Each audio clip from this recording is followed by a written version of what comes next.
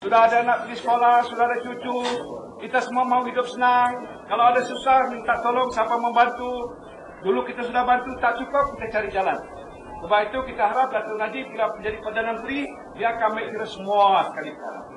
Kita sekarang mau tengok satu persatu kerana kita mau letak Malaysia jadi negara maju. Mesti lagi cepat, lagi baik. Jadi kita bukan ambil kira satu kaum Melayu saja, tak betul. Atau Cina saja, tak betul. Kita kena ambil kepentingan semua kaum dalam negara kita. Ini jaminan yang kita bagikan. Jadi tolong ambil perhatian. Dalam kempen pilihan raya sekarang ini, banyak orang bertanding. Tak pernah berlaku dalam sejarah, ada 15 calon. Wah, Bukit Selambau ni hebat. Seluruh dunia bercakap, Bukit Selambau 15 calon bertanding. Main tempat 2, 3. Tak apalah. Yang calon bebas tu jangan tengok muka dia.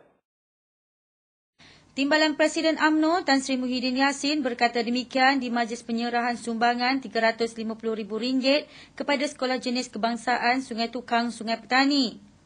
Sumbangan ini di bawah pakej rangsangan antara pertama yang diluluskan di bawah Kementerian Pelajaran. Beliau yang diiringi oleh Pengerusi Barisan Nasional Kedah, Datuk Seri Mahathir Khalid dan calon Barisan Nasional, Datuk S. Kanison, turut melawat seluruh kawasan sekolah sambil beramah mesra termasuk murid-murid.